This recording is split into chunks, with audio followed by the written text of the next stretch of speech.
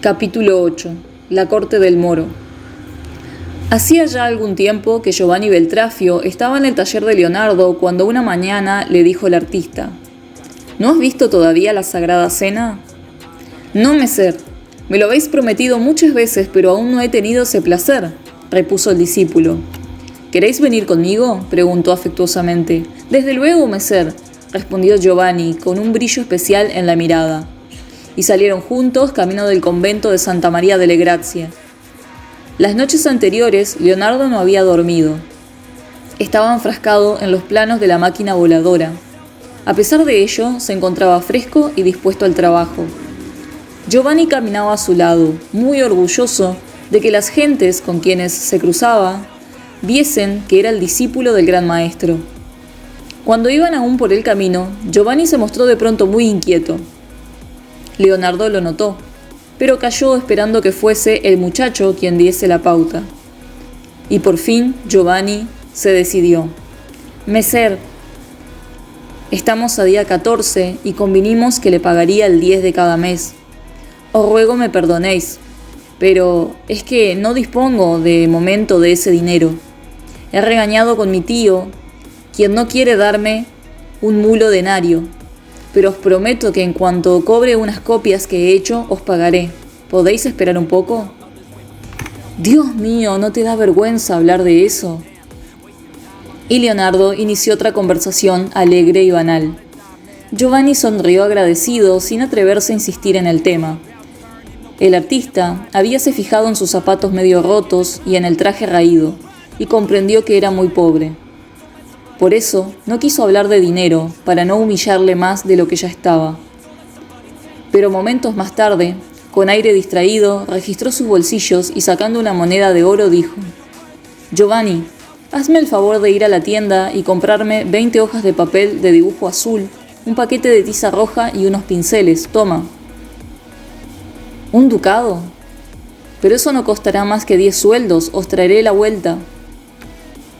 No me traigas nada. Ya tendrás tiempo de devolvérmelo y te ruego que no vuelvas a preocuparte jamás por el dinero, ¿entiendes?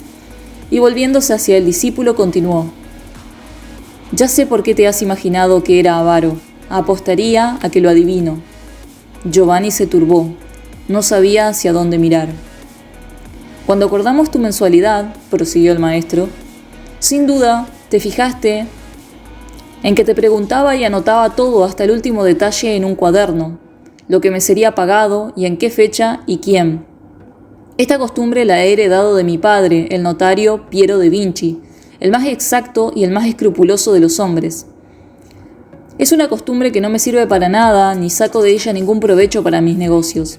A veces yo mismo me río, releyendo las tonterías que he apuntado. Puedo decir con exactitud lo que ha costado una pluma y el terciopelo del sombrero nuevo de Andrea Salaino. Pero en cambio no sé a dónde van a parar miles de ducados. En adelante no vuelvas a preocuparte por esta necia costumbre. Si tienes necesidad de dinero, tómalo, en la seguridad de que te lo doy como un padre a su hijo. Las lágrimas bajaban por el rostro emocionado de Giovanni, pero Leonardo le miró con una tal sonrisa que de repente el corazón del muchacho se tomó ligero y alegre. Leonardo era así. Ya estaban en el convento, entraron en el refectorio. En una larga sala sin adornos de paredes desnudas y blancas. Las vigas del techo estaban ennegrecidas. Se respiraba un olor de humedad caliente, de incienso, y el vaho inevitable de las comidas pobres. Próxima a la puerta se veía una mesita donde comía el padre superior. De uno a otro lado se alineaban las largas mesas de los monjes. Al fondo del refectorio, en la pared opuesta a la mesa del prior, se hallaba un retablo cubierto con una cortina gris. Tras aquella tela se encontraba la Sagrada Cena, obra en la que el maestro trabajaba desde hacía más de 12 años. Leonardo subió a la tarima, abrió una caja que contenía cartones, pinceles y colores y descorrió la cortina. Cuando Giovanni murió, le pareció al pronto que no veía una pintura sobre un muro, sino un cuadro realmente vivo. Era como una continuación del refectorio monástico. La larga mesa del cuadro se parecía a esta otra en que comían los monjes. Era el mismo mantel con bordes finamente trabajados, con las puntas anudadas y los pliegues rígidos, como si acabase de salir, un poco húmedo todavía del ropero del monasterio. Eran los mismos vasos, platos y cuchillos, las mismas garrafas de vino. Los rostros de los apóstoles respiraban tal vida que Giovanni creyó oír sus voces. El discípulo estaba francamente impresionado. ¿Puede ser impío el hombre que ha creado esta maravilla?, se preguntó Giovanni. Leonardo cogió un carboncillo e intentó trazar el contorno de la cabeza de Jesús, pero no se le ocurrió nada. Hacía 10 años que pensaba en ella y seguía sin saber cómo esbozar su forma. Se sentía impotente. Tiró el carboncillo, sacudiendo con un paño la débil huella de los trazos, y quedó absorto en una de esas meditaciones que a veces le tenían 2 horas delante del cuadro. Giovanni subió a la tarima y se aproximó suavemente al maestro. El rostro sombrío y melancólico de Leonardo expresaba un esfuerzo obstinado de pensamiento cercano a la desesperación. Al encontrarse con la mirada del discípulo preguntó: «¿Qué te parece, amigo mío?» «Maestro, ¿qué puedo decir yo?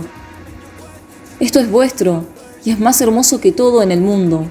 Ningún hombre ha comprendido jamás este asunto como vos». En esto entró en el refectorio César de Sesto, acompañado de un obrero. «¡Por fin nos encontramos!», gritó César. «Os hemos buscado por todas partes. Nos manda a la duquesa para un asunto grave, meser. ¿Quiere vuestra gracia venir al palacio?», añadió apresuradamente el obrero. «¿Qué sucede?». «Una desgracia, meser Leonardo. Las cañerías de los baños no funcionan.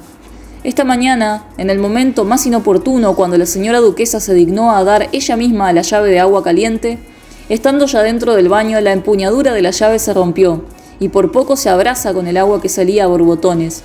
Está furiosa. Meser Ambrosio de Ferrari, el intendente, se queja. Dice que ya varias veces había advertido a vuestra gracia del mal estado de las cañerías». «Tonterías», dijo Leonardo. «Ahora estoy ocupado. Ve a buscar a Zoroastro. Arreglará eso en media hora. Tengo órdenes de no volver sin vos».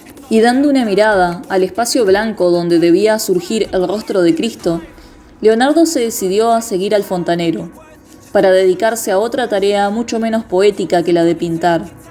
Antes ordenó a sus discípulos que le aguardaran en el patio del palacio cerca del Coloso. Al quedar solos, César se lanzó a explicar una serie de opiniones propias acerca de la Sagrada Cena. Cuando acabó de hablar, Giovanni había perdido parte de la emoción que le hizo sentir el cuadro. En su lugar quedaban dudas. César tenía la rara virtud de turbar a Giovanni con sus hostiles razonamientos sobre la persona y la obra de Leonardo. Y lo mismo le ocurrió a la vista del Coloso, situado en el centro de la Plaza de las Armas del castillo, emergiendo entre las empalizadas y andamiajes. ¿Cómo era posible que un hombre crease al mismo tiempo aquella sagrada cena y aquel coloso erigido a Francesco Sforza, auténtico desalmado, criminal y salteador de caminos? Las dudas seguían siendo dueñas de Giovanni Beltrafio. Cuando Leonardo se les unió, quiso preguntar, pero no se atrevió. El maestro se apresuró a abandonar el castillo por temor a que volvieran a importunarle con cualquier tontería, porque no cabe duda que se había convertido en personaje insustituible en la corte. Para más pequeña cuestión era requerida su presencia, y tanta esclavitud comenzaba a fastidiarle. Cierto día llegó a oídos del propio Ludovico, de su esposa y de otras varias personas, un hecho que había de ser fatal para Leonardo. Algo que, relacionado con Gian Galeazzo, como ya hemos dicho en otro lugar, había de ser la perdición del artista. Se supo que, para realizar cierta clase de experimentos, Leonardo clavó una aguja hueca en el tronco de un melocotonero hasta la médula, inyectando un líquido venenoso. Lo hizo cuando empezaba la primavera, precisamente cuando sube la savia. Quería estudiar la acción de los venenos en las plantas, y para evitar que cualquier desgracia, pues los melocotones crecían hermosos y maduros, No dejaba entrar a nadie en la parte del jardín donde estaba plantado el árbol. La primera que tuvo noticias de estos melocotones envenenados fue la duquesa Beatriz. Fingió no dar importancia a la cuestión, pero en su mente comenzó a germinar una idea. Aquella misma mañana, sin sospechar ni por lo más remoto lo que se fraguaba en la mente de Beatriz, Leonardo da Vinci hizo anunciar a Ludovico que estaba en su regio despacho.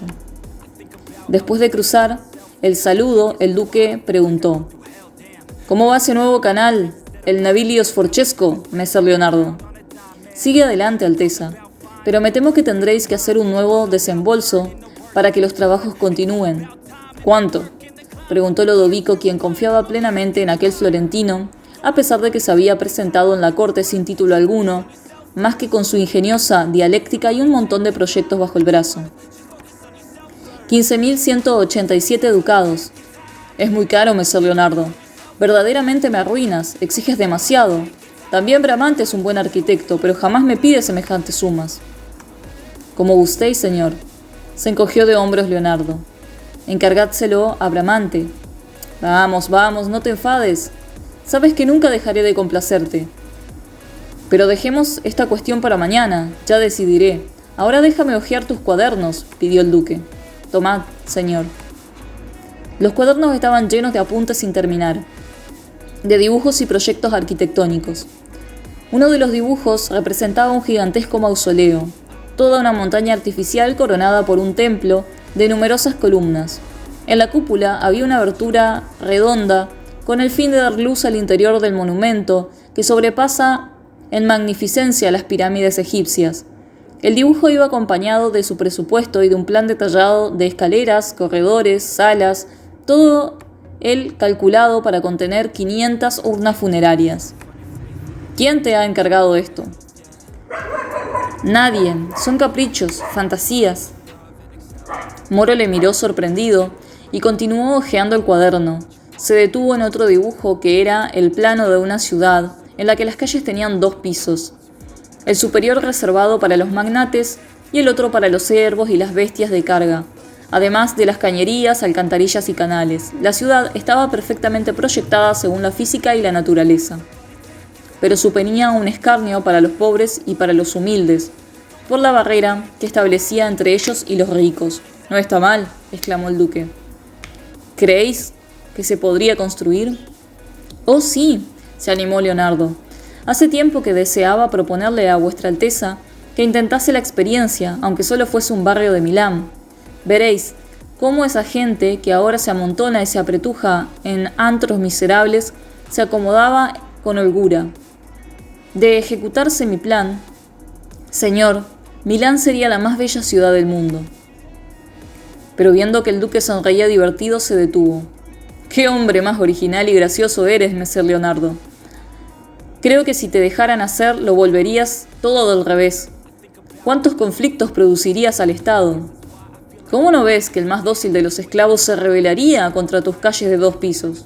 Y sin esperar lo que el artista pudiera decir, continuó pasando hojas y hojas. «A propósito de tus proyectos fantásticos, Messer Leonardo», dijo de pronto, «un día leí que un historiador antiguo cuenta acerca de lo que llamaban la oreja de Dionisio el tirano. Era un tubo acústico escondido en el espesor de un muro, de tal suerte que el soberano podía, estando en otra habitación, oír lo que se decía en la primera. ¿No crees que se podría instalar en mi palacio una oreja de Dionisio?» Sin desconcertarse, sin preocuparse siquiera de si la oreja de Dionisio era una cosa decente o no, Leonardo empezó a hablar de ella como de un nuevo instrumento científico. Le complacía encontrar un pretexto al construir esos tubos para estudiar las leyes de los movimientos de las ondas sonoras. Y cuando abandonó el palacio, ya llevaba en su cabeza un proyecto, lo absorbería durante varios días. Aquel encargo del duque era totalmente de su gusto. Al quedar solo, Ludovico salió a una de sus galerías y contempló sus dominios.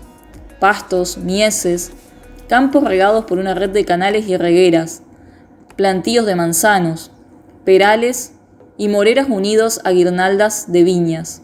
Desde Montara a Aviategraso y aún más lejos hasta el límite del cielo, la espléndida tierra Lombarda florecía como un paraíso, y toda aquella tierra era suya. Señor, murmuró, en uno de aquellos actos de fe acostumbrados en él, en los que ahogaba la ambición y la maldad de su carácter, te doy las gracias. ¿Qué más puedo desear? Antes era esto un desierto. Con la ayuda de Leonardo he construido canales e irrigado la tierra, y hoy cada espiga, cada brizna de hierba que me da las gracias por ello, como yo te las doy a ti, Señor. Sí, Leonardo seguía siendo el personaje de la corte a pesar de sus extravagancias e ideas. Mas cuando aquella noche Beatriz se reunió con su esposo en el dormitorio ducal, dejó deslizar en los oídos de Ludovico ciertas palabras que hicieron estremecer de espanto al duque. Aquellas palabras eran el resultado de sus meditaciones, de esas meditaciones que iban a ser nefastas para Leonardo da Vinci. Y mientras Beatriz fraguaba algo infernal en lo que envolvería diabólicamente al florentino, éste estudiaba el modo de complacer al duque construyendo la oreja de Dionisio, que acabó por ser una auténtica realidad. Poco tiempo después se quedaba instalada en el aposento de Ludovico, para quien desde entonces no existieron secretos, pues cuanto se hablaba en el palacio, fuese donde fuese, era escuchado por él. Grande el poder de Leonardo. Nada era imposible para su fértil inteligencia. Hasta lo más inverosímil llegaba a ser realidad en sus manos. Hasta aquí llegamos por hoy. Podés ayudar a este canal a través de Mercado Pago. No olvides suscribirte, dejarnos tu like, porque de lo contrario una obra va a ser vandalizada por un colectivo ambientalista. Nos estamos viendo, hasta la próxima.